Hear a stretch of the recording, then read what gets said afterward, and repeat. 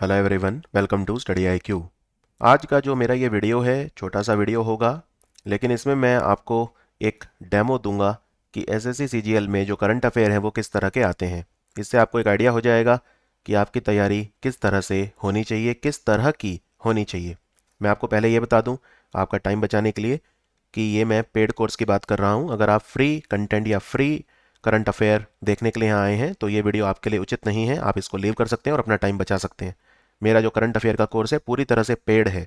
इसका जो प्राइस है वो एक साल का 1500 रुपये है। जो आपको ये कोड यूज़ लगाना है GGCA, तो आपको ये 1500 का मिल जाएगा। इस वक्त डिस्काउंट इस पर चल रहा है 30 सितंबर तक। तो मेरे पेड करंट अफेयर में मैं क्या क्या पढ़ाता हूँ और एसएससी सीजीएल के लिए ये कैसे प्रासंगिक है, कैसे ये आपको लाभप्रद आप इससे होंगे, कैसे लाभान्वित होंगे, उसके बारे में ये वीडियो है। देखिए, अब लगभग 7 साल से मैं करंट अफेयर पढ़ा रहा हूँ। मैं यूट्यूब पर पहला टीचर था जिसने करंट अफेयर पढ़ाना शुरू किया था 22 जून 2015 को। एसएससी सीजीएल और रेलवेज में जो करंट अफेयर हैं वो थोड़े अलग तरह के आते हैं बैंक पीओ के एग्ज़ाम से। जैसे फॉर एग्जांपल इनमें बैंकिंग की न्यूज़ बहुत ना के बराबर आती है, फाइनेंशियल अवेयरनेस की न्यूज़ नहीं आती। हाँ, बजट के क्वेश्चन काफ़ी आते हैं, गवर्नमेंट स्कीम के क्वेश्चन काफ़ी ज़्यादा आते हैं, जो सरकारी योजनाएं सरकारी पहल हैं उनके क्वेश्चन बहुत आते हैं। तो बेसिकली एसएससी सीजीएल में जो करंट अफेयर आते हैं वो अपने आप में काफ़ी अलग तरह के होते हैं, और वो मैं आपको अपने डेली करंट अफेयर में पढ़ाता हूँ। बैंकिंग के जो बच्चे हैं उनके लिए मेरे करंट अफेयर अलग से बैंकिंग के आते हैं। तो जो मैं डेली करंट अफेयर पढ़ाता हूँ वो एसएससी सीजीएल के लिए बहुत ही उत्कृष्ट क्वालिटी के हैं। आप आराम से पहले रिव्यू वगैरह देख सकते हैं इंटरनेट पर, यूट्यूब पर, जो दूसरे बच्चे हैं उनसे मेरे करंट अफेयर का फीडबैक ले सकते हैं, उसके बाद ही आप भुगतान कर सकते हैं। तो एसएससी सीजीएल के जो करंट अफेयर हैं वो किस तरह के होते हैं ये मैं एक डेमो अटैच कर रहा हूँ। और इनमें फेस नहीं रहता। आज का जो वीडियो है वो विद फेस है, सिर्फ ये दिखाने के लिए कि मेरे पढ़ाने का तरीका किस तरह से है। और अगर आप मेरा पेड कोर्स खरीदना चाहते हैं एसएससी सीजीएल के लिए करंट अफेयर का कोर्स, तो फिर आप नीचे दिए हुए लिंक पर, मैंने पिंड कमेंट में और डिस्क्रिप्शन में एक लिंक डाल दिया है, उस पर आप क्लिक कर सकते हैं और उन वीडियोज़ का आनंद ले सकते हैं। अगर आप भुगतान करते हैं तो आपको पुराने सारे वीडियोस मिलते हैं। आने वाले एक साल तक आपको सारे वीडियोस मिलेंगे, और पिछले 3 साल में मैंने जितने भी वीडियोस बनाए हैं वो भी आपको मिलेंगे समय समय पर। और एसएससी सीजीएल के लिए स्पेशल मैं क्विज भी लूंगा करंट अफेयर्स के, सिर्फ पेड बच्चों के लिए होंगे वो। हालांकि मेरी जीएस की एक सीरीज़ फ्री चल रही है, उसमें ज़रूर मैं आपको जीएस पढ़ाऊंगा, लेकिन जो करंट अफेयर है वो कोर्स पेड रहेगा। तो उसमें कई तरह के क्विज भी आपको मिलेंगे, आपको कंपाइलेशन वीडियो भी मिलेंगे, जैसे बुक्स एंड ऑथर, अपॉइंटमेंट्स वगैरह, ये सब, high focused area, government scheme, प्रधानमंत्री के फॉरेन ट्रिप्स वगैरह, इस तरह के जो क्वेश्चन होते हैं, जो भी एसएससी सीजीएल पूछ सकता है, पूरा 100% कवरेज उसमें आपको मिलेगा। अगर आप एक सीरियस एस्पिरेंट हैं तो आप इस कोर्स को खरीद सकते हैं। अगर आपको लगता है कि करंट अफेयर्स में आप अच्छा करना चाहते हैं, क्योंकि इस बार टीयर 2 का एग्ज़ाम है, इस बार आपका जो रिजल्ट आएगा टीयर 2 एग्ज़ाम का वही आपका रिजल्ट होगा। इस बार क्वालिफाइंग है टीयर 1, तो उसका कोई फ़र्क नहीं पड़ेगा। हालांकि टीयर 1 में भी 50 नंबर आपके करंट अफेयर की वेटेज दी है, लेकिन टीयर 2 में तो 75 नंबर के हैं। तो इस बार मैथ रीजनिंग वगैरह नहीं, बल्कि current affair section, GS section आपका डिसाइड करेगा। और मेरा ऐसा मानना है कि 25 क्वेश्चन जो आएंगे एसएससी सीजीएल में टीयर 2 में जीएस के, उनमें से कम 8 से 9 करंट अफेयर के क्वेश्चन होंगे। ये पिछले कुछ साल की मैं स्टडी कर रहा हूँ, देख रहा हूँ, पैटर्न ऑब्जर्व कर रहा हूँ एसएससी सीजीएल में क्या आता है, उसके आधार पर मेरी ये एक प्रिडिक्शन है। और वैसे भी आप देखिए, ऐसा हो नहीं सकता कि जो जीएस सेक्शन है उसकी वेटेज इतनी ज़्यादा बढ़ा दी है और उसमें करंट अफेयर का योगदान ना हो। इनफैक्ट ज़्यादातर जो एग्ज़ाम है अब एप्लीकेशन बेस्ड करंट अफेयर की तरफ जा रहे हैं। करंट अफेयर का जो स्वरूप है, जो प्रारूप है, वो बदला है पिछले कुछ सालों में, और उन ज़रूरतों को दिमाग में रख के ही मेरा कोर्स ये तैयार किया गया है। आप चाहें तो फ्री कंटेंट भी देख सकते हैं। कम से कम 600-700 टीचर हैं यूट्यूब पर जो डेली करंट अफेयर पढ़ाते हैं, वो फ्री है। लेकिन मेरा कोर्स पेड है। अगर आपको लगता है कि एक जो प्रीमियम है आपको इसका पे करना चाहिए, तो नीचे दिए हुए डिस्क्रिप्शन और पिन कमेंट में जो लिंक है आप उस पर क्लिक करके इसका भुगतान करके मेरे कोर्स में एनरोल कर सकते हैं। मेरे पास अभी कितने स्टूडेंट्स हैं तो मैं आपको बता देता हूँ। अप्रैल 2020 में मैंने कोर्स लॉन्च किया था और अब तक मेरे पास 2 लाख स्टूडेंट हैं जो पेड हैं। तो अगर उन्होंने भरोसा दिखाया है तो कुछ सोचकर दिखाया होगा, वरना फ्री कंटेंट की भरमार है। लेकिन बहुत सारा फ्री कंटेंट भी कई बार आपको भटका सकता है। और एक अपना तरीका होता है पढ़ाने का, हर टीचर का एक अपना यूनिक तरीका है। और मेरा जो अपना तरीका है बहुत ज़्यादा लोग पसंद करते हैं, चाहे वो एसएससी हो, यूपीएससी हो, स्टेट पीसीएस हो, बैंक पीओ हो, डिफेंस एग्ज़ाम हो, टीचिंग एग्ज़ाम्स हो, तो उनमें वो काफ़ी पसंद किया जाता है। तो अब मैं आपको एक अपना डेमो दिखाऊंगा वीडियो, और उसके बाद फिर आप ये डिसाइड कर सकते हैं कि क्या आपको ये कोर्स लेना चाहिए या नहीं। तो एसएससी सीजीएल के लिए मैं बहुत खुश हूँ कि मेरा ये कोर्स है करंट अफेयर्स के लिए। और मेरी जो सीरीज़ चल रही है यूट्यूब पर वो भी आप लोगों ने काफ़ी पसंद की है। उसमें मैं अब तक 4 वीडियोज़ अपलोड कर चुका हूँ, बाकी वीडियोज़ भी बहुत जल्दी मैं स्टार्ट करूँगा। सो मिलते हैं आपसे फिर बाकी वीडियोज़ में स्टडी IQ के। Thank you for watching. और अब आप इस वीडियो को देख सकते हैं, journey of a nation 75 years of Indian economy, यानी भारत की 75 ईयर्स की इकोनॉमी के बारे में पूरा बताया है इस किताब में। इसको किसने लिखा है? इसको लिखा है संजय बारू ने। तो आंसर है संजय बारू। संजय बारू ने एक और किताब लिखी थी, the accidental prime minister. The accidental prime minister, जिसपे एक फिल्म भी बनी थी जिसमें अनुपम खेर ने मनमोहन सिंह की भूमिका निभाई थी। अभी अभी Nilekani centre at AI for Bharat का शुभारंभ कहाँ पे हुआ है? आर्टिफिशियल इंटेलिजेंस पर रिसर्च करने के लिए ये एक सेंटर बना है। ये IIT मद्रास में बना है। और अभी अभी जो NIRF रैंकिंग आई थी, ये हमारी ऑफिशियल रैंकिंग होती है। NIRF, national institutional ranking framework, जो बताता है भारत का बेस्ट इंस्टीट्यूट कौन सा है, तो वो IIT मद्रास है, सरकार की ऑफिशियल मिनिस्ट्री ऑफ एजुकेशन के हिसाब से। ये जो Nilekani centre at AI for Bharat है, इसको बनाने के लिए 36 करोड़ रुपए का दान नंदन नीलेकनी ने दिया है, इसलिए इसका नाम नंदन नीलेकनी के नाम पे रखा गया है। अभी अभी भारत का पहला यूनेस्को वर्ल्ड हेरिटेज साइट कौन सा है, विश्व धरोहर स्थल, जहां पे हाइड्रोलिक लिफ्ट लगाई गई है? ये हैं एलोरा की गुफाएं। एलोरा और अजंता दोनों की गुफाएं महाराष्ट्र में हैं, तो आंसर एलोरा की गुफाएं हैं। दोनों गुफाओं के बीच में 100 किलोमीटर का डिस्टेंस है। और एलोरा की गुफाएं महाराष्ट्र के औरंगाबाद डिस्ट्रिक्ट में आती हैं। एक औरंगाबाद बिहार में भी है, लेकिन ये मैं महाराष्ट्र वाले औरंगाबाद की बात कर रहा हूँ। तो आर्कियोलॉजिकल सर्वे ऑफ इंडिया ने लगाई है इनमें हाइड्रोलिक लिफ्ट। और आर्कियोलॉजिकल सर्वे ऑफ इंडिया की हेड कौन है इस समय? वी विद्यावती। टोटल कितनी गुफाएं हैं यहाँ पर एलोरा में? एलोरा में 34 गुफाएं हैं।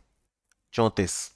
इनमें 17 जो हैं वो हिंदू धर्म की हैं, 12 जो हैं वो बुद्धिस्ट हैं, और 5 जो हैं वो जैन धर्म की हैं। टोटल 34 हैं।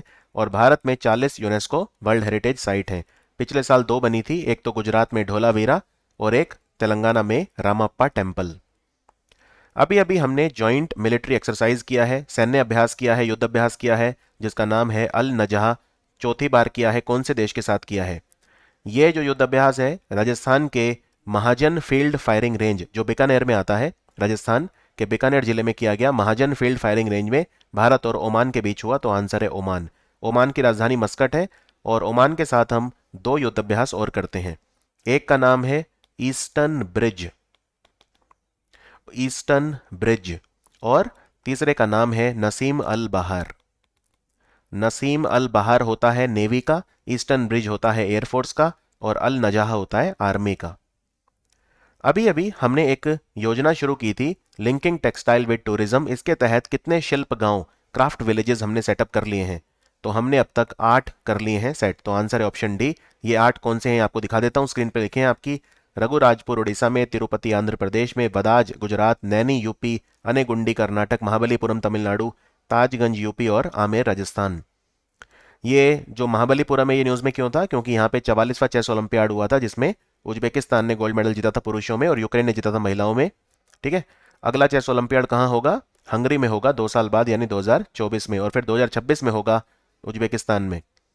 और ये लिंकिंग टेक्सटाइल विद टूरिज्म है क्या? देखो, हर फेमस जगह कोई ना कोई हैंडीक्राफ्ट या कपड़ों से बनी हुई चीज़ होती है जो वहाँ पे फेमस ज़रूर होती है, तो उसको उसके साथ जोड़ा जाएगा और फिर पर्यटन का विकास किया जाएगा, जिससे जब लोग उस प्लेस को विजिट करें तो वहाँ पे कपड़े वगैरह भी खरीदें। भारत में कृषि के बाद, एग्रीकल्चर के बाद सबसे ज़्यादा एम्प्लॉयमेंट देता है टेक्सटाइल सेक्टर।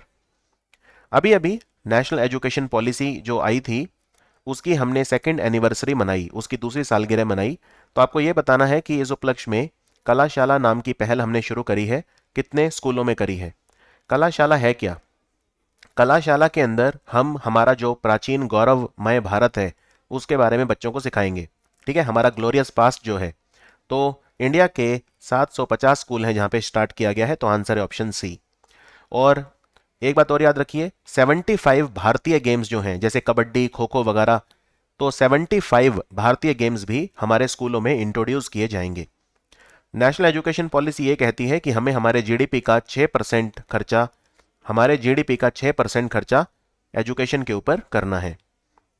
अभी अभी भारत का पहला राज्य कौन सा बना है जिसने अपनी खुद की टैक्सी हायरिंग सेवा स्टार्ट करी है? आपको ओला उबर यूज करने की जरूरत नहीं है, आप इस राज्य की अपनी खुद की टैक्सी एग्रीगेटर ऐप यूज़ कर सकते हैं। बात हो रही है केरल की, तो आंसर है केरला। इसका नाम रखा इन्होंने केरल सवारी। भारत में अभी अभी एक नया एनिमल जो है वो मिला है। ठीक है, ये क्या है? क्या ये एक इंसेक्ट है? ये क्या है? इसको बोलते हैं अनामलई रीड टेल। अनामलई रीड टेल कौन से पशु की नई प्रजाति है? तो इसको बोलते हैं डेमसल फ्लाई, DAMSEL, डेमसल फ्लाई।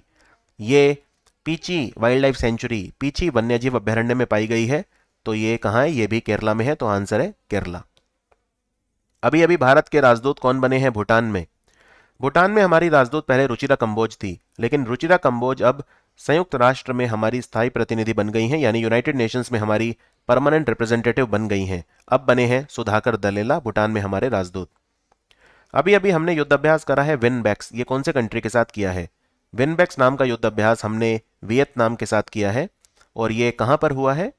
ये हुआ है चंडी मंदिर, हरियाणा में। हरियाणा में एक जगह है चंडी मंदिर, वहां पर हुआ है, तो आंसर है वियतनाम।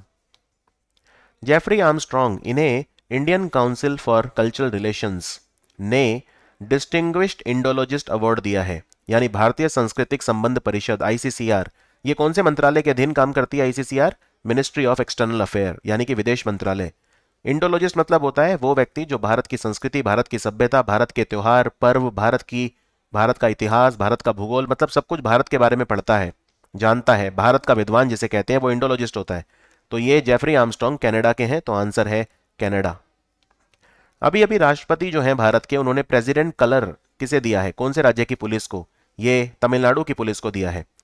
और तमिलनाडु जो है, तमिलनाडु की पुलिस भारत की पहली पुलिस है जिसने महिला कमांडोज को रिक्रूट किया था। और ये अभी अभी असम पुलिस को भी मिला है प्रेसिडेंट कलर, कुछ 2-3 महीने पहले। ठीक है। और एक जहाज है INS वलसुरा, गुजरात में। INS वलसुरा, VALSURA, वलसुरा, तो उसको भी ये मिला था प्रेसिडेंट कलर्स। 2024 में जो ओलंपिक्स होंगे वो पेरिस में होंगे। पिछले ओलंपिक टोक्यो में हुए थे, अगले पेरिस में होंगे। और 2028 वाले कहाँ पे होंगे? 2028 के लॉस एंजलिस में होंगे, अमेरिका में। और 2032 के कहाँ पे होंगे? ऑस्ट्रेलिया के शहर ब्रिस्बेन में होंगे।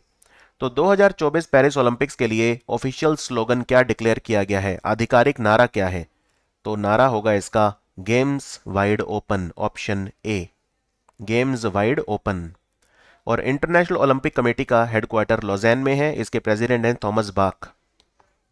भारतीय वायुसेना ने अभी अभी पिच ब्लैक युद्धाभ्यास में भाग लिया। कहां पे हुआ था? पिच ब्लैक युद्धाभ्यास जो है ऑस्ट्रेलिया करवाता है। ऑस्ट्रेलिया में एक शहर है डार्विन, वहां पे ये हुआ है पिच ब्लैक। इसमें इंडियन एयरफोर्स के लड़ाकू विमान गए थे।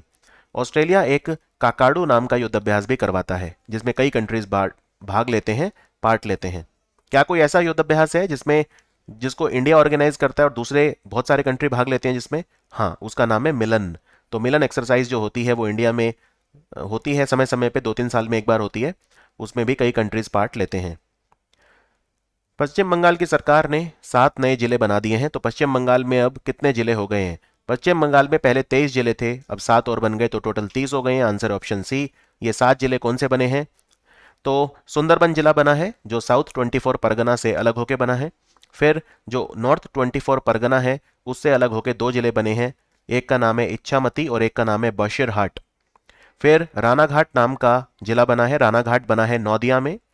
फिर एक बिष्णुपुर नया जिला बना है जो बांकुरा से अलग होकर बना है। और मुर्शिदाबाद से अलग होकर 2 जिले बने हैं, एक का नाम है बहरामपुर और एक का नाम है जंगीपुर। तो ये 7 नए जिले बंगाल में बने हैं। भारत में 75,000 स्टार्टअप्स हो गए हैं जिन्हें रिकॉग्नाइज करा है हमारे वाणिज्य मंत्रालय के DPIIT ने, यानी कि department for promotion of industry and internal trade, जिसे हिंदी में आंतरिक व्यापार संवर्धन विभाग बोलते हैं, उद्योग और आंतरिक संवर्धन विभाग। तो कितने स्टार्टअप्स हो गए इंडिया में? 75,000। कब मनाया जाता है स्टार्टअप डे? स्टार्टअप डे जो होता है भारत में वो नया दिन है। ये अभी से ही हमने मनाना स्टार्ट किया है, 16 जनवरी से। तो आंसर है 16 जनवरी, नेशनल स्टार्टअप डे। अभी अभी कौन सा भारत का शहर है जो भारत का पहला शहर बना जिसने गूगल के एनवायरमेंटल इनसाइट्स एक्सप्लोरर का डेटा यूज करना स्टार्ट किया है, जिससे एनवायरमेंट को बचाने में मदद मिले? तो ये है महाराष्ट्र का औरंगाबाद। मैं रिपीट करता हूं, ये महाराष्ट्र वाला औरंगाबाद है, बिहार वाला नहीं। बिहार में भी एक औरंगाबाद है।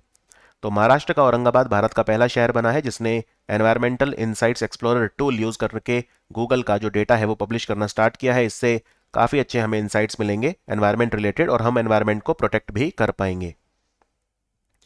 रेस्पॉन्सिबल एआई फॉर यूथ ये लॉन्च हुआ है अभी अभी। ये हमारा जो नेशनल ई गवर्नेंस डिवीजन है जो कि मिनिस्ट्री ऑफ इलेक्ट्रॉनिक्स और आईटी के अधीन आता है, तो उसने किसके साथ मिलके शुरू करा है रेस्पॉन्सिबल एआई फॉर यूथ। इससे जो युवा हैं, यूथ हैं, उन्हें आर्टिफिशियल इंटेलिजेंस सिखाया जाएगा। तो ये इंटेल के साथ करा है, तो आंसर है इंटेल। एक बात और, माई जीओवी पोर्टल था जो माई जीओवी पोर्टल को 8 साल पूरे हुए। ये पोर्टल बना था 26 जुलाई 2014 को, तो इसको 8 साल पूरे हो गए हैं। फाइनेंशियल इंक्लूजन इंडेक्स वित्तीय समावेशी सूचकांक, ये अभी अभी किसने जारी करा है? ये रिजर्व बैंक ऑफ इंडिया जारी करता है और इसमें वो ये बताता है इंडिया में फाइनेंशियल इंक्लूजन की क्या स्थिति है। हमारा जो मार्च 2022 के एंड में फाइनेंशियल इंक्लूजन इंडेक्स था वो था 56.4 और ये पिछले साल था 53.9, तो एक साल में बढ़ा है, यानी भारत में फाइनेंशियल इंक्लूजन बढ़ा है। और ये जो फाइनेंशियल इंक्लूजन इंडेक्स है ये 3 पैरामीटर को कंसिडर करता है। एक है एक्सेस, एक्सेस की वैल्यू है 35%, दूसरा है यूसेज, यूसेज की वैल्यू है 45% और तीसरा है क्वालिटी, क्वालिटी की वैल्यू है 20%। भारत के कौन से राज्य ने मिशन भूमिपुत्र शुरू करा है? इसमें जो छात्र हैं, जो स्टूडेंट्स हैं, उन्हें डिजिटल कास्ट सर्टिफिकेट दिए जाएंगे। तो ये असम सरकार ने शुरू करा है, तो आंसर है असम, मिशन भूमिपुत्र। क्या असम ने कोई नई वाइल्ड लाइफ सेंचुरी बनाई है? Barack Bhurban wild life sanctuary यहाँ पे नई बनी है। स्मॉल सैटेलाइट लॉन्च व्हीकल हमने लॉन्च करा। हम पहले पीएसएलवी और जीएसएलवी यूज करते थे, वो काफ़ी भारी भरकम थे और बड़ी सैटेलाइट ले जाते थे। हमें छोटी सैटेलाइट लॉन्च करनी है तो अब हम एसएसएलवी यूज करेंगे। ये कितने किलोग्राम तक की सैटेलाइट को 500 किलोमीटर की जो लो अर्थ ऑर्बिट होती है उसमें ले जा सकता है? तो ये 500 किलो तक की सैटेलाइट को ले जा सकता है, 500 किलोमीटर दूर तक लो अर्थ ऑर्बिट में, तो आंसर है 500 किलो। और हमने 2 सैटेलाइट लॉन्च करी हैं इससे। एक का नाम है अर्थ ऑब्जर्वेशन सैटेलाइट 02 EOS 02 और दूसरे का नाम है आज़ादी सैट। आज़ादी सैट ये लॉन्च हमने कहाँ से करी? सतीश धवन स्पेस सेंटर, श्रीहरिकोटा, नेल्लोर जिला, आंध्र प्रदेश, वहां से करी। ठीक है, अर्थ ऑब्जर्वेशन सैटेलाइट 02 और आज़ादी सैट। और इसका पूरा नाम है SSLV D1, SSLV D1। अभी अभी कौन सी जगह का सफ़ेद प्याज है जिसे जीआई टैग मिला है? तो ये अलीबाग महाराष्ट्र का है। ये महाराष्ट्र के रायगढ़ जिले में आता है, अलीबाग। यहाँ के सफ़ेद प्याज को जीआई टैग मिला है। और बिहार का जो मिथिला मखाना है, बिहार का मिथिला मखाना, उसे भी जीआई टैग मिला है। इब्राहिम मोहम्मद सोले भारत आए थे, कौन से देश के राष्ट्रपति हैं? ये राष्ट्रपति हैं हमारे पड़ोसी देश मालदीव के, तो आंसर है मालदीव। और मालदीव के साथ हमने 6 MOU साइन करे हैं अभी अभी, अलग अलग क्षेत्रों में, जैसे cyber security, housing, disaster management, infrastructure वगैरह। कोई डाउट इसमें? और भारत 24 यूटिलिटी व्हीकल वो भी मालदीव की डिफेंस को दे रहा है, मालदीव की मिलिट्री को दे रहा है। एक ग्रेटर माले कनेक्टिविटी प्रोजेक्ट भी बन रहा है। भारत ने एक कॉलेज भी खोला है मालदीव ने, national college for policing and law enforcement, ये भी भारत ने खोला है। तो काफ़ी सारे प्रोजेक्ट हैं जो भारत वहाँ पे कर रहा है। अड्डू नाम की जगह पे वहाँ एक टूरिज्म प्रोजेक्ट भी बन रहा है। और ग्रेटर माले कनेक्टिविटी प्रोजेक्ट जो है, जिसमें मालदीव की राजधानी माले को कई शहरों से जोड़ा जा रहा है, उसको भारत की एक कंपनी आफ्कॉन्स बना रही है, AFCONS, Afcons. Press information bureau PIB, press सूचना ब्यूरो का महानिदेशक कौन बना है? प्रिंसिपल डायरेक्टर जनरल कौन बना है? क्या नाम है इनका? इनका नाम है Satyendra Prakash. National tiger conservation authority NTCA यानी राष्ट्रीय बाघ संरक्षण प्राधिकरण, इनकी 20वीं मीटिंग कहाँ हुई थी? पक्के टाइगर रिजर्व अरुणाचल प्रदेश में हुई थी, ये भी ध्यान रखिए। 19 मीटिंग इनकी दिल्ली में हुई, लेकिन 20वीं मीटिंग इनकी हुई पक्के टाइगर रिजर्व अरुणाचल प्रदेश में। पहली बार दिल्ली के बाहर मीटिंग हुई है इनकी। तो अब ये चीता ला रहे हैं। चीता लाने में कौन मदद कर रहा है? चीता लाने में मदद करेगा भारतीय तेल निगम, Indian oil corporation, option C. ये 50 करोड़ रुपए का दान दे रहे हैं इस प्रोजेक्ट के लिए। और चीता हम लाएंगे अफ्रीका, नामीबिया वगैरह इन कंट्री से लाएंगे, अफ्रीका में। और कहाँ पे लाएंगे? मध्य प्रदेश के पलपुर कूनो नेशनल पार्क में लाएंगे। सीपी ग्राम एक पोर्टल है, सीपी ग्राम्स यानी centralised public grievance redress and monitoring system, केंद्रीकृत लोक शिकायत निवारण और निगरानी प्रणाली। इस पे शिकायतों के समाधान के लिए पहले 45 दिन लगते थे, अब कितने लगेंगे? अब कम करके कर दिया है 30 दिन, तो आंसर है 30 डेज। और ये पोर्टल बनाया किसने है, सीपी ग्राम। ये हमारी मिनिस्ट्री ऑफ इलेक्ट्रॉनिक्स और आईटी, इन्होंने DARPG यानी department of administrative reforms and public grievances के साथ मिलकर बनाया है। नैन्सी पेलोसी ताइवान गई थी। ये कहाँ की बहुत बड़ी नेता हैं? अमेरिका में जो हाउस ऑफ रिप्रेजेंटेटिव्स होता है उसकी ये स्पीकर हैं। तो आंसर है अमेरिका। और ताइवान ने अपने आप को बचाने के लिए एक पोर्क्यूपाइन स्ट्रेटेजी जो है उसे अडॉप्ट करा है। सेंट्रल विजिलेंस कमिश्नर यानी केंद्रीय सतर्कता आयोग का अध्यक्ष कौन बना है? जिनको बोलते हैं केंद्रीय सतर्कता आयुक्त, ये बने हैं अभी अभी मिस्टर सुरेश पटेल। और सुरेश पटेल ने जगह ली है संजय कोठारी की। तो आंसर है सुरेश पटेल।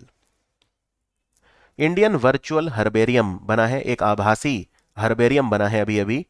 ये किसने बनाया है? इसको बनाया है बॉटनिकल सर्वे ऑफ इंडिया ने। बॉटनिकल सर्वे ऑफ इंडिया मतलब भारतीय पौधा संरक्षण जो होता है, बॉटनिकल सर्वे ऑफ इंडिया भारतीय पौधा सर्वेक्षण, तो उन्होंने बनाया है। ये पेड़ वगैरह की सारी जानकारी इस पे रहेगी। एक आभासी हर्बेरियम होगा, अलग अलग तरह के पेड़ यहाँ पे रहेंगे। वर्ल्ड बैंक ने भारत के लिए कंट्री डायरेक्टर यानी भारत के लिए जो पूरा निदेशक है अपना डायरेक्टर किसे बनाया है? ये ऑप्शन डी अगस्ते तानो काउमे, और ये आइवरी कोस्ट देश के हैं। और वर्ल्ड बैंक के चीफ इकोनॉमिस्ट इंदरमीत गिल बने हैं, वो भी इंडियन हैं, इंदरमीत गिल। सक्षम आंगनवाड़ी और पोषण द्वितीय योजनाएं अभी अभी स्टार्ट हुई। तो ये 2021-22 से लागू हो गई थी। कब तक ये जारी रहेंगी? ये जारी रहेंगी 2025-26 तक। तो आंसर है ऑप्शन बी, वित्तीय वर्ष 2026 तक ये जारी रहेंगी। और इसमें आपको याद क्या रखना है? सबसे पहली चीज तो ये याद रखनी है कि भारत में कितनी आंगनवाड़ी हैं जिन्हें सक्षम आंगनवाड़ी बनाया जाएगा? तो 2 लाख। भारत में 2 लाख आंगनवाड़ी हैं जिन्हें सक्षम आंगनवाड़ी में कन्वर्ट किया जाएगा। और दूसरी बात, ये पोषण द्वितीय, इसके क्या टारगेट हैं हमारे? पोषण द्वितीय योजना जो है इसके हमारे टारगेट काफ़ी ऊंचे हैं। हमें कुपोषण को कम करना है। कितना कम करना है? तो देखिए, कुपोषण को कम करना है हर साल 2%, यानी मेल न्यूट्रिशन को 2%। बच्चों में जो हाइट कम रह जाती है, स्टंटिंग बोलते हैं, उसको हर साल 2% कम करना है हमें। बच्चों में जो जब बच्चे पैदा होते हैं तो उनका वजन जो है वो कम हो जाता है, अपनी उम्र के बच्चों के हिसाब से जितना होना चाहिए उतना नहीं होता। इस चीज़ को भी हमें हर साल 2% कम करना है। और महिलाओं में जो अनीमिया की दिक्कत है उसे 3% कम करना है। यानी हर चीज़ को 2% कम करना है, बस महिलाओं में अनीमिया को साल में 3% कम करना है। भारत के कौन से राज्य ने चिराग योजना शुरू करी है? चिराग की फुल फॉर्म है chief minister equal education relief assistance and grant. तो ये जो योजना है ये शुरू करी है हरियाणा की सरकार ने। इस योजना में क्या है कि जो बच्चे हैं सरकारी स्कूलों में पढ़ रहे हैं उन्हें हरियाणा की सरकार अपने खर्चे पर प्राइवेट स्कूलों में पढ़ाएगी, अगर वो EWS कैटेगरी को बिलोंग करते हैं। प्रधानमंत्री मोदी ने श्रीमद राजचंद्र मिशन के कई प्रोजेक्ट, जैसे नया स्कूल बनाया उनका, नया हॉस्पिटल बनाए, इस तरह के कई प्रोजेक्ट बने हैं, उनका उद्घाटन किया। कहाँ पर है ये श्रीमद राजचंद्र मिशन? ये आश्रम ये गुजरात के धर्मपुर में है। ये बहुत बड़े जैन संत थे, जैन मुनि थे, श्रीमद राजचंद्र। तो धर्मपुर, और इनका जन्म मोरबी गुजरात में हुआ था। तो आंसर है गुजरात। दुनिया का सबसे बड़ा तैरता हुआ सोलर पावर प्लांट यानी फ्लोटिंग सोलर पावर प्लांट कहाँ पे ये इनॉग्रेट हुआ है? इसकी क्षमता 600 मेगावाट है, ऑप्शन सी। ये ओमकारेश्वर में हुआ है, मध्य प्रदेश में। ओमकारेश्वर नर्मदा नदी के किनारे है। भगवान शिव का ज्योतिर्लिंग है यहाँ पे। 12 ज्योतिर्लिंग है, उनमें से एक ओमकारेश्वर है। ये खंडवा डिस्ट्रिक्ट में आता है, ठीक है। यहाँ पे एक 100 मेगावाट का तैरता हुआ सोलर पावर प्लांट तेलंगाना के रामागुंडम में लगाया है NTPC ने। और एक 92 मेगावाट का floating solar power plant Kayamkulam Kerala में लगाया है। तो ये 3 लगाए हैं, 600 मेगावाट का ओमकारेश्वर, 100 मेगावाट का रामागुंडम और 92 मेगावाट का कायमकुलम। नंदा लेक को रामसर साइट का दर्जा मिला है। कहाँ है नंदा झील? नंदा झील गोवा में है। तो आंसर है गोवा। भारत में 49 रामसर साइट थे, फिर 5 और बन गए, टोटल हो गए 54। फिर 10 और बन गए, हो गए 64। और फिर 11 और बन गए, हो गए 75। तो भारत में 75 रामसर साइट हैं आज की तारीख में। आप यहाँ पे पहले 10 बताता हूँ आपको। तो इसमें जो 10 बने थे जब 54 से 64 हुए थे, तो उसमें तमिलनाडु का कुंतनकुलम, ओडिशा का सतकोरसिया, गोवा का नंदा झील, गल्फ ऑफ मन्नार जो है तमिलनाडु, रंगनाथिट्टू कर्नाटक का पहला रामसर साइट है। फिर तमिलनाडु में 2 और, वेल्लोड और वेम्बनूर, मध्य प्रदेश में सिरपुर, तमिलनाडु में वेदनथंगल और उदयमार्तनपुरम। फिर 11 जो बने सबसे आखिर में, उनमें ओडिशा में 3 हैं, शुरू के 3, टम्पारा, हीराकुड और अंसुपा। फिर मध्य प्रदेश का यशवंत सागर, तमिलनाडु के हैं फिर दो तीन, जैसे चित्रानगुड़ी, सुचिंद्रम थरूर, वड़व्वुर और कंजिराकुलम। महाराष्ट्र का थाने क्रीक जो फ्लेमिंगो पक्षी के लिए मशहूर है। और जम्मू कश्मीर के दो हैं, हाईगम और शालबाग। और जो सबसे पहले पांच बने थे वो ये थे, करिकली पक्षी विहार तमिलनाडु, फिर तमिलनाडु में दो और हैं, पल्लीकरनई मार्श रिजर्व फॉरेस्ट और पिचावरम मैंग्रोव, फिर मध्य प्रदेश में साख्या सागर, और फिर मिजोरम में पाला वेटलैंड। तो नॉर्थ ईस्ट में एक ही बना है, वो है पाला वेटलैंड मिजोरम में। क्लियर? तो सारे मैंने स्लाइड पे लिखे, आप इनको रिवाइज कर सकते हैं बार बार, इनमें से एक क्वेश्चन तो जरूर आएगा। उद्यम पोर्टल अभी अभी न्यूज में था, ये किस चीज से रिलेटेड है?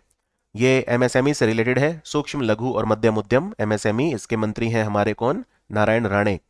और एमएसएमई मंत्रालय जो है वो कहता है कि अगर आपकी एमएसएमई है, कोई कोई इंडस्ट्री है, तो आप उसको रजिस्टर करवा लो उद्यम पोर्टल पे। और अब तक 1 करोड़ इंडस्ट्री अपने आप को पंजीकृत करा चुके हैं, रजिस्टर करा चुके हैं उद्यमी पोर्टल पर, उद्यम पोर्टल पर। तो ये काफी इंपॉर्टेंट क्वेश्चन है। ये पोर्टल लॉन्च हुआ था 1 जुलाई 2020 को, एमएसएमई मंत्रालय ने इसे लॉन्च किया था।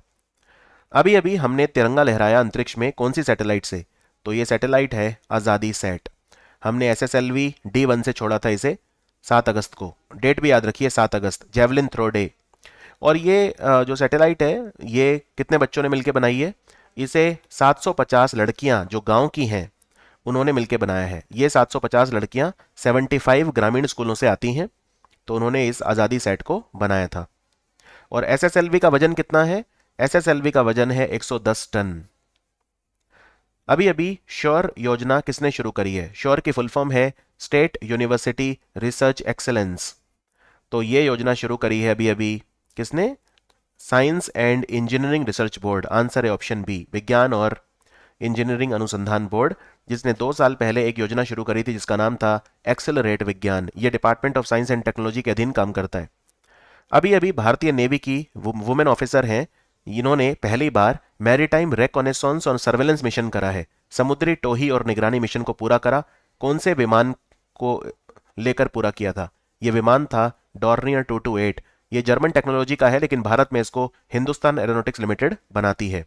और ये जो जाबाज 5 अफसर हैं महिलाएं, ये INAS 314 स्क्वाड्रन की हैं, Indian naval air squadron INAS 314, जो पोरबंदर गुजरात में है। और इनको लीड किसने किया था? आंचल शर्मा ने लीड किया था इन्हें। अभी अभी कौन सा कंट्री अपना पहला चांद पे मिशन कर रहा है, जिसका नाम है धनुरी? तो धनुरी जो मिशन है वो करा साउथ कोरिया ने, दक्षिण कोरिया ने। और दक्षिण कोरिया स्पेसएक्स का जो फैल्कन 9 रॉकेट है वो इन्होंने यूज किया था, स्पेसएक्स का फैल्कन 9। ठीक है, तो ये दिसंबर 2022 तक चांद पे पहुंच जाएगा। 106 साल पुराना एक वेधशाला है, एस्ट्रोनॉमिकल ऑब्जर्वेटरी है, खगोल विज्ञान की वेधशाला। ये यूनेस्को की विश्व धरोहर वेधशालाओं में शामिल हुई है। कहाँ पे है ये? तो ये बिहार के मुजफ्फरपुर में है, तो आंसर है बिहार। काफी पुरानी है, 1916 में बनी थी, 100 साल से ज्यादा पुरानी है। भारत के कौन से राज्य ने योजना शुरू करी है पुकन्या कोटि दत्तू योजना? ये कर्नाटक ने शुरू करी है। कर्नाटक में आप अगर गाय हैं उनको गोद ले सकते हैं, आप 11,000 रुपये साल में देंगे तो फिर सरकारी जो गौशालाएं हैं वहां पे आप गाय की रक्षा के लिए धन दे सकते हैं। पुकन्या कोटि दत्तो योजना। Indo Tibetan border police force, Bharat Tibet सीमा पुलिस, इसका महानिदेशक कौन बना है? ये बने हैं सुजोय लाल थाउसेन, ऑप्शन बी। और ये सशस्त्र सीमा बल के भी डायरेक्टर जनरल हैं। गतिशक्ति विश्वविद्यालय कहाँ बना है? पहले इसको बोलते थे national rail and transportation institute, NRTI। ये वडोदरा गुजरात में है, तो आंसर है गुजरात। अभी अभी एक ज्वालामुखी फटा जिसका नाम है फगरड अलसफली। ये कहाँ पर है? ये आइसलैंड में है, तो आंसर है ऑप्शन ए। और आपको बता दूं कि एक ज्वालामुखी और फटा था सकुराजीमा, और पिछले साल फटा था असो, ASO, दोनों जापान में है, सकुराजीमा और असो। एक ज्वालामुखी और है जापान में जो फटता नहीं है, सुस्ताया हुआ है, जिसका नाम है माउंट फूजी। कितने रुपए तक का कारोबार करने वाले बिजनेस जो हैं उन्हें E-इनवॉइसिंग करनी पड़ेगी, यानी डिजिटल बिल वगैरह चालान करने पड़ेंगे। तो E-इनवॉइसिंग करनी पड़ेगी उस बिजनेस को जिसका सालाना कारोबार 10 करोड़ से ज्यादा है, तो आंसर है ऑप्शन बी। 10 या 10 करोड़ से ज्यादा अगर आप साल में कारोबार कर रहे हैं तो फिर जो है आपको E-इनवॉइसिंग करनी अनिवार्य होगी। ऑयल इंडिया लिमिटेड का चेयरमैन कौन बना है? ऑयल इंडिया लिमिटेड कंपनी नवरत्न कंपनी है, इसके चेयरमैन बने हैं रंजीत रथ। मॉनेटरी पॉलिसी कमेटी ने अपना नया रेपो रेट दिया कितना? रेपो रेट को बढ़ा दिया 50 आधार अंक, 4.9 था, अब कर दिया 5.4। तो आंसर है 5.4 इन्फ्लेशन को कंट्रोल करने के लिए। और मार्जिनल स्टैंडिंग फैसिलिटी रेशो कितना है एमएसएफ 5.65 और जो बैंक रेट है वो भी है 5.65। कैश रिजर्व रेशो है 4.5% और एसएलआर है 18%। इसके अलावा जो स्टैंडिंग डिपॉजिट फैसिलिटी होता है एसडीएफ वो है 5.15%। और रिजर्व बैंक ऑफ इंडिया जो है उसके हिसाब से हमारा जीडीपी कितना ग्रो करेगा, तो 7.2% जो है वो हमारा जीडीपी ग्रो करेगा रिजर्व बैंक के हिसाब से 7.2%। अभी अभी भारत के कौन से राज्य ने एग्स एंड मिल्क स्कीम शुरू करी है, अंडा और दूध योजना, बच्चों को अंडे और दूध दिए जाएंगे आंगनवाड़ी में, तो ये केरल की सरकार ने शुरू करी है, आंसर है केरल। प्रधानमंत्री कार्यालय का डायरेक्टर कौन बना है, प्राइम मिनिस्टर्स ऑफिस का डायरेक्टर, तो ये बनी है Shweta Singh, senior IFS officer, Indian foreign service officer Shweta Singh. United nation security council जो है संयुक्त राष्ट्र सुरक्षा परिषद, उसकी जो आतंकवाद विरोधी समिति है उसकी मेजबानी कौन सा देश करेगा अक्टूबर 2022 में, तो ये इंडिया करेगा। यूनाइटेड नेशन सिक्योरिटी काउंसिल के 15 मेंबर होते हैं, 5 परमानेंट और 10 नॉन परमानेंट। नॉन परमानेंट 2 साल के लिए इलेक्ट होते हैं। अभी अभी फैमिली फर्स्ट परिवार पहले है समझावतनु सरनामू ये योजना किसने शुरू करी है, जिससे पारिवारिक मतभेद जो है उनको अदालत के बाहर ही सुलझा दिया जाए, तो ये गुजरात सरकार ने शुरू करी है। नागोर्नो करबख इस रीजन को लेकर कौन से दो देशों के बीच में विवाद है, एक अर्मेनिया है और दूसरा है अजरबैजान, तो आंसर है ऑप्शन सी। युद्ध अभ्यास नाम का सैन्य अभ्यास भारत और अमेरिका ने कहां पे करा, ये ओली नाम की जगह है उत्तराखंड में, वहां पर हुआ, तो आंसर है उत्तराखंड। पंच अमृत योजना भारत के किस राज्य ने शुरू करी है, पंच अमृत योजना, तो पंच अमृत योजना किसानों की जो इनकम है उसको दुगना करने के लिए बताई जा रहा है कि ये योजना जो है वो स्टार्ट की गई है, ये उत्तर प्रदेश की जो सरकार है उसने शुरू करी है, तो आंसर है यूपी। अभी अभी जो गोइंडी नेशनल पार्क है वहां पर एक अर्बन एनिमल रेस्क्यू सेंटर बना है, तो कहां पर है Guindy national park, Guindy national park Tamil Nadu में है। और यहाँ पर जो एनिमल इंजर्ड हो जाते हैं, राइट, तो उनके लिए एक पशु बचाव केंद्र यहाँ पे स्थापित किया गया है। अंतर्राष्ट्रीय डेयरी फेडरेशन जिसका हेडक्वार्टर बेल्जियम की राजधानी ब्रसेल में है, वो वर्ल्ड डेयरी समिट करवा रहा है, भारत में करवा रहा है, कब करवा रहा है, तो भारत में ये 12 से 15 सितंबर तक होगी नई दिल्ली में, तो आंसर है नई दिल्ली। और इसका थीम क्या होगा, तो इसका थीम जो है वो आपके लिए इंपॉर्टेंट है, थीम है livelihood and nutrition, livelihood and nutrition. World dairy summit जो है इंडिया में नई दिल्ली में होगा। बड़े चलो अभियान कौन से हमारे मिनिस्ट्री ने शुरू करा, ये हमारा मिनिस्ट्री है मिनिस्ट्री ऑफ कल्चर, इसके मंत्री हैं जी किशन रेड्डी, संस्कृति मंत्रालय ने शुरू करा था। बड़े चलो युवाओं में एक देशभक्ति का भाव प्रेरित करने के लिए। काला अजहर जो बीमारी होती है ये फैलती है लेशमैनिया डोनोवेनी से, लेशमैनिया डोनोवेनी। तो काला अजहर को खत्म करने के लिए हमारा लक्ष्य क्या है, किस साल तक खत्म कर देंगे, तो ये लक्ष्य है हमारा कि 2023 के अंत तक हम काला अजहर को भारत से मिटा दें। इंडियन आर्मी ने हमारी जो स्पेस के एसेट्स हैं, अंतरिक्ष में हमारे जो एसेट हैं, उनकी ऑपरेशनल रेडीनेस यानी उनकी तत्परता, युद्ध के लिए तत्परता को चेक करने के लिए कौन सा एक्सरसाइज शुरू करा है, इसका नाम है एक्सरसाइज स्काईलाइट, एक्सरसाइज स्काईलाइट। और हमारे कुछ बहुत इंपॉर्टेंट जो है मिलिट्री कम्युनिकेशन सैटेलाइट हैं, जैसे GSAT-7B, GSAT-7A और GSAT-7। तो GSAT-7 को बोलते हैं रुक्मणी, GSAT-7A को बोलते हैं एंग्री बर्ड, और अभी अभी GSAT-7B भी यूज किया गया है। GSAT-7B को यूज करेगी आर्मी, GSAT-7 को यूज करती है इंडियन नेवी और GSAT-7A को यूज करती है एयरफोर्स। उत्तराखंड मोदी सर्किट बनाएगा कहां पर, मोदी सर्किट बनेगा जिम कॉर्बेट टाइगर रिजर्व में। एक्चुअली क्या है, प्रधानमंत्री मोदी एक शो में आए थे मैन वर्सेस वाइल्ड, जिसको बियर ग्रिल नाम का व्यक्ति है डिस्कवरी चैनल पे, उसने प्रसारित किया था। उनके साथ ये जिम कॉर्बेट में अलग अलग जगह पे गए थे, तो यहाँ पे मोदी सर्किट बनेगा। भारत के 14वें उपराष्ट्रपति कौन बने हैं, वाइस प्रेसिडेंट, ये बने हैं जगदीप धनखड़। इससे पहले ये बंगाल के गवर्नर थे, और बंगाल के गवर्नर अब कौन बन गए हैं, ला गणेशन, जो मणिपुर के गवर्नर भी हैं। और इन्होंने किसको हराया चुनाव में, मार्गरेट अल्वा। भारत में फॉरेन पोर्टफोलियो इन्वेस्टमेंट FPI को लेकर सलाहकार समिति बनी है, इसका चेयरमैन कौन बना है, भारत में हमें फॉरेन पोर्टफोलियो इन्वेस्टमेंट बढ़ाने हैं, इसको लेकर सेबी ने कमेटी बनाई है, इसके चेयरमैन हैं केवी सुब्रमण्यम, भारत के पूर्व मुख्य आर्थिक सलाहकार। नया चीफ जस्टिस कौन बना है भारत का? इनका नाम है you you Lalit, Uday Umesh Lalit, option D. और ये भारत के 49th चीफ जस्टिस होंगे, 49वें। इंडिया की उड़ान मिनिस्ट्री ऑफ कल्चर ने शुरू करा है, किसके साथ मिलकर? ये गूगल के साथ मिलकर करा है। गूगल छोटी छोटी फिल्में बनाएगा भारत की 75 साल की जर्नी को दिखाने के लिए। अरुणोदय योजना किसने शुरू करी है? अरुणोदय योजना असम सरकार की योजना है। इसमें महिलाओं के अकाउंट में हर महीने 10 तारीख को गरीब महिलाओं के अकाउंट में 1,000 रुपए डलवा दिए जाते हैं असम सरकार की तरफ से। ये है अरुणोदय योजना, ध्यान रखिए, ये असम सरकार की योजना है। नई एयरलाइन कौन सी स्टार्ट हुई है भारत में? आकाशा एयर। इसकी पहली उड़ान भरी मुंबई और अहमदाबाद के बीच। इसमें पैसा लगाया है राकेश झुनझुनवाला ने। इसके सीईओ हैं विनय दुबे। सीएसआईआर, ये सुपर इंपॉर्टेंट क्वेश्चन, 100% एग्जाम में आएगा। सीएसआईआर मतलब वैज्ञानिक और औद्योगिक अनुसंधान परिषद, यानी council for scientific and industrial research. इसकी डायरेक्टर जनरल पहली बार महिला बनी है इसके इतिहास में। क्या नाम है? इनका नाम है नल्ला थंबी कलाई सेल्वी। तो आंसर है ऑप्शन बी। इससे पहले थे डॉक्टर शेखर मंदे। इसराइल ने ऑपरेशन किया गाजा में आतंकवादियों को मारने के लिए, क्या नाम था इसका? तो ये ऑपरेशन अभी अभी जो है इसराइल ने किया था, और इसका जो नाम रखा है वो है ब्रेकिंग डॉन, ऑप्शन ए। और इसराइल के प्रधानमंत्री कौन है? Yair Lapid.